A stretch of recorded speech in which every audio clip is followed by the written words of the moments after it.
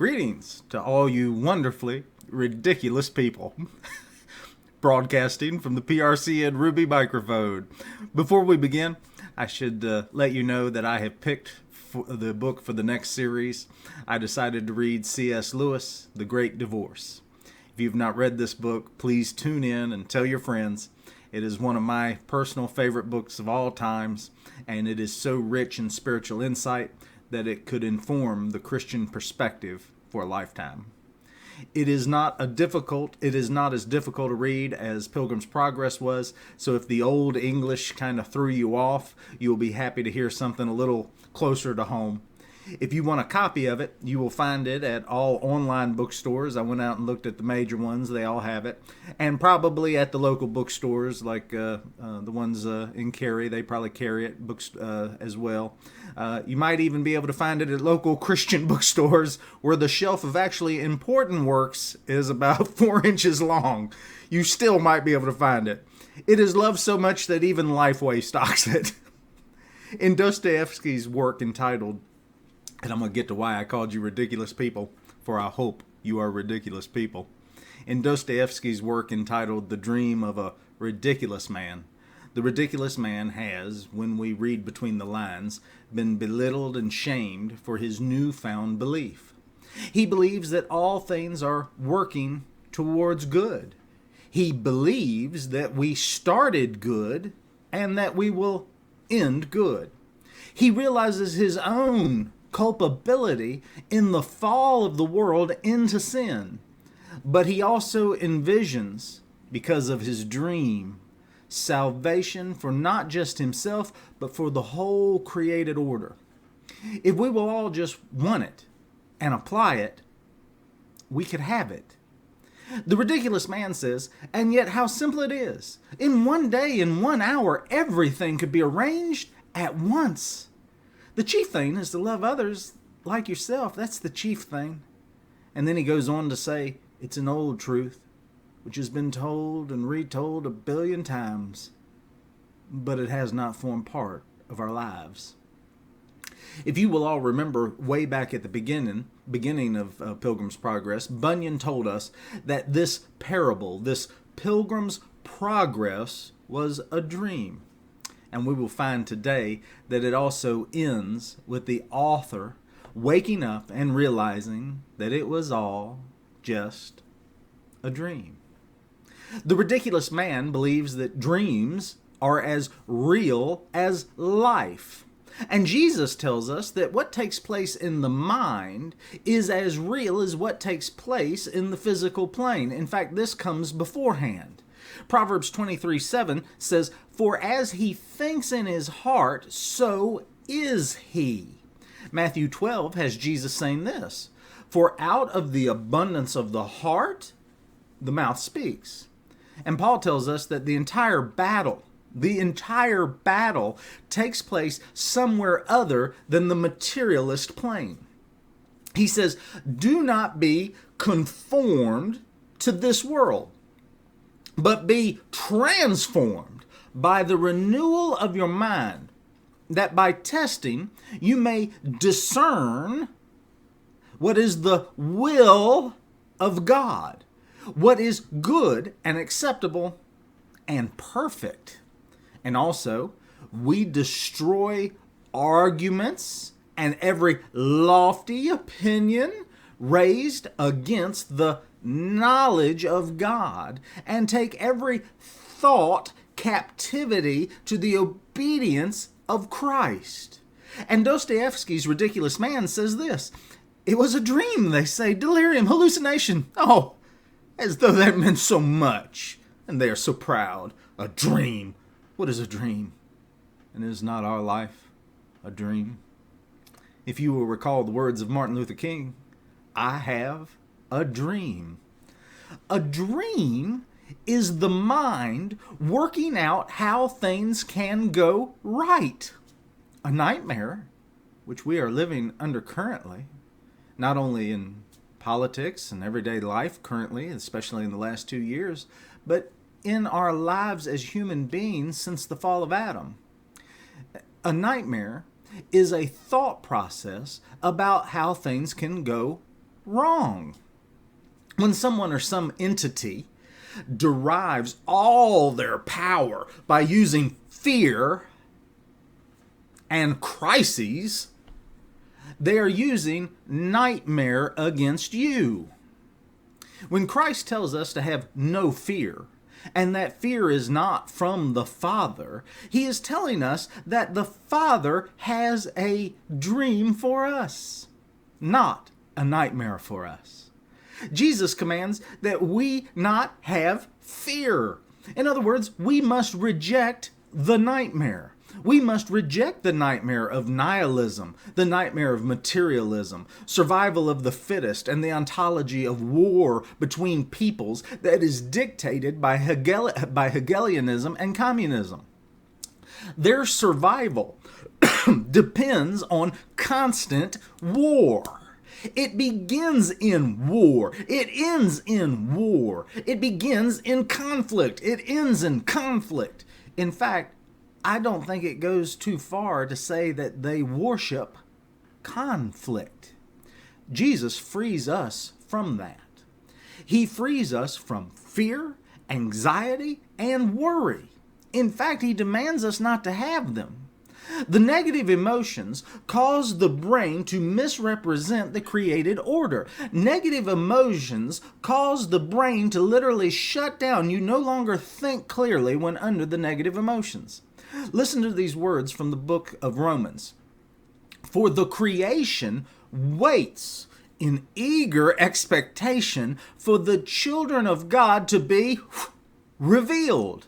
For the creation was subjected to frustration, not by its own choice, but by the will of the one who subjected it, in hope that the creation itself will be liberated from its bondage to decay and brought into the freedom and glory of the children of God.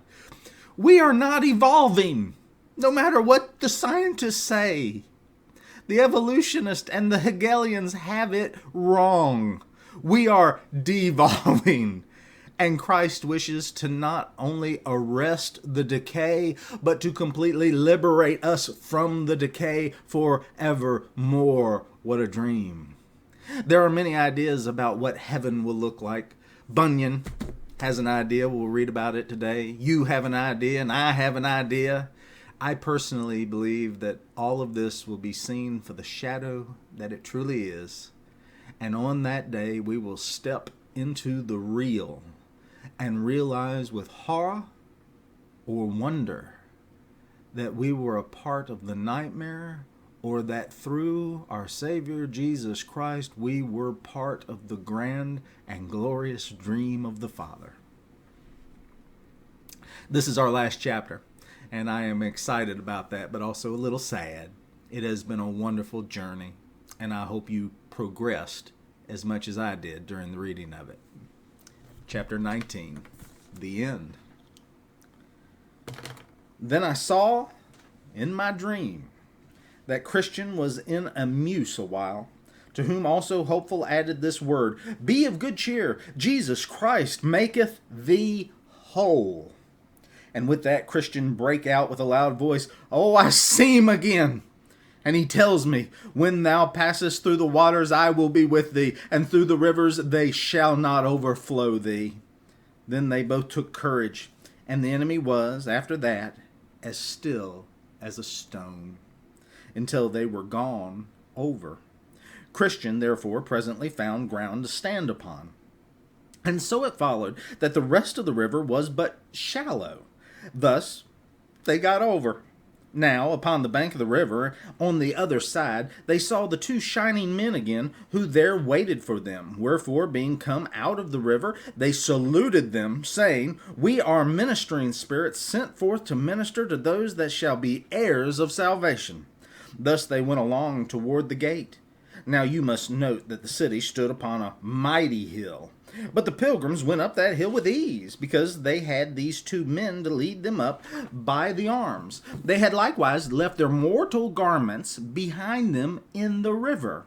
For though they went in with them, they came out without them.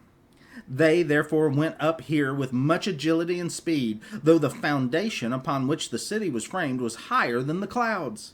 They therefore went up through the regions of the air, sweetly talking as they went, being comforted, because they safely got over the river and had such glorious companions to attend them. The talk that they had with the Shining Ones was about the glory of the place, who told them that the beauty and glory of it was inexpressible. There, said they, is the Mount Zion, the heavenly Jerusalem, the innumerable company of angels and the spirits of just men made perfect. You are going now, said they, to the paradise of God, wherein you shall see the tree of life, and eat of the never-fading fruits thereof. And when you come here, you shall have white robes given you, and your walk and talk shall be every day with the King, even all the days of eternity. There you shall not see again such things as you saw when you were in the lower region upon the earth, to wit, sorrow, sickness, affliction, and death, for the former things are passed away.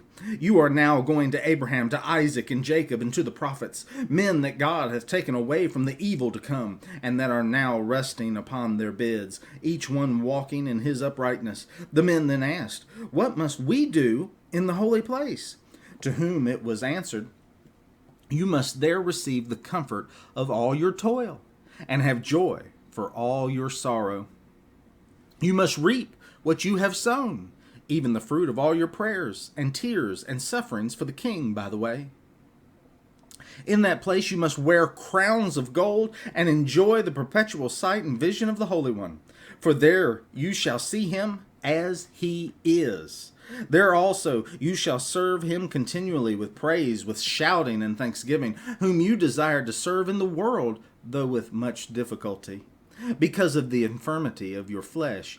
There your eyes shall be delighted with seeing, and your ears with hearing the pleasant voice of the Mighty One. There you shall enjoy your friends again that are gone thither before you, and there you shall with joy receive even every one that follows into the holy place after you. There also you shall be clothed with glory and majesty, and put into an equipage fit to ride out with the King of glory.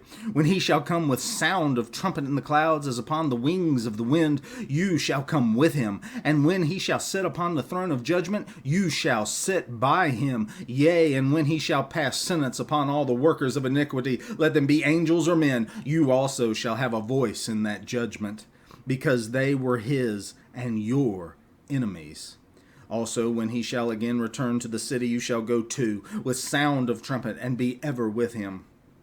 Now, while they were thus drawing towards the gate, behold, a company of the heavenly host came out to meet them, to whom it was said by the other two shining ones, these are the men that have loved our Lord when they were in the world, and that have forsaken all for his holy name. And he hath sent us to fetch them, and we have brought them thus far on their desired journey, that they may go in and look their Redeemer in the face with joy.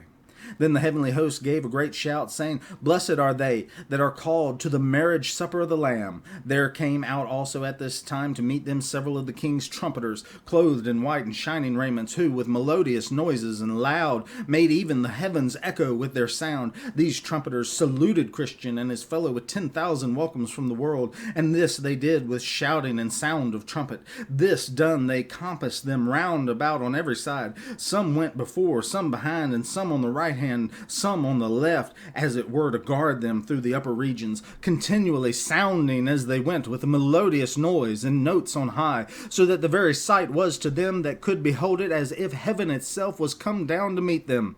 Thus therefore they walked on together, and as they walked ever and anon, these trumpeters, even with joyful sounds, would by mixing their music with looks and gestures still signify to Christian and his brother how welcome they were into their company, and with what gladness they came to meet them. And now were these two men as it were in heaven before they came at it, being swallowed up with the sight of angels, and with hearing their melodious notes. Here also they had the city itself in view, and they thought they heard all the bells therein to ring, to welcome them thereto. But above all, the warm and joyful thoughts that they had about their own dwelling there with such company, and that for ever and ever. Oh, by what tongue or pen can their glorious joy be expressed? Thus they came up to the gate. Now, when they were come up to the gate, there was written over it in letters of gold, Blessed are they that do his commandments, that they may have right to the tree of life, and may enter in through the gates into the city. Then I saw in my dream that the shining men bid them call at the gate, the which when they did, some from above looked over the gate, to wit, Enoch, Moses, and Elijah, etc., to whom it was said, These pilgrims are come from the city of destruction, for the love that they bear to the king of this place. And then the pilgrims gave in unto them each man his certificate, which they had received in the beginning. Those therefore were carried in to the king, who when he had read them said, Where are the men? To whom it was answered, They are standing without the gate. The king then commanded to open the gate, that the righteous nation, said he, that keepeth the truth may enter in. Now I saw in my dream that those two men went in at the gate, and lo, as they entered, they were transfigured, and they had raiment put on that shone like the gold.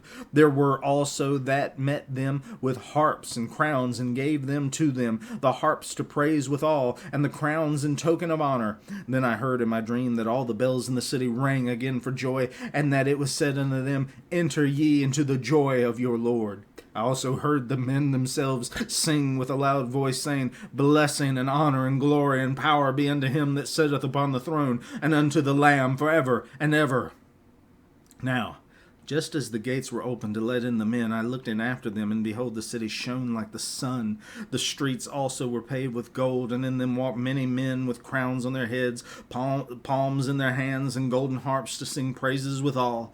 There were also of them that had wings, and they answered one another without intermission, saying, Holy, holy, holy is the Lord. And after that they shut up the gates, which when I had seen, I wished myself among them. Now, while I was gazing upon all these things, I turned my head to look back, and saw Ignorance come up to the riverside. But he soon got over, and that without half the difficulty which the other two men met with. For it happened that there was then in that place one Vain Hope, a ferryman that with his boat helped him over. So he, as the others I saw, did ascend the hill to come up to the gate, only he came alone, neither did any meet him with the least encouragement. When he was come up to the gate, he looked up to the writing that was above, and then began to knock, supposing that entrance should have been quickly administered to him. But he was asked by the men that looked over the top of the gate, Whence come you? And what would you have? He answered, I have eaten and drunk in the presence of the king, and he has taught in our streets. Then they asked him for his certificate, that they might go in and show it to the king. So he fumbled in his bosom for one, and found none. Then said they, Have you none? But the man answered never a word. So they told the king, but he would not come down to see him, but commanded the two shining ones that conducted Christian and Hopeful to the city to go out and take Ignorance, and bind him hand and foot, and have him away. Then they took him up, and carried him through the air to the door that I saw in the side of the hill, and put him in there. Then I saw that there was a way to hell, even from the gate of heaven, as well as from the city of destruction. So I awoke, and behold, it was a dream.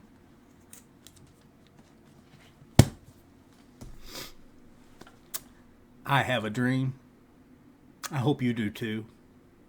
For the dream strips the nightmare of its teeth and sends the shadows that conspire against it running from the light. Whatever a man thinketh, so shall he be. Think well, pilgrims. Goodbye, or in Bunyan's day, God be with ye.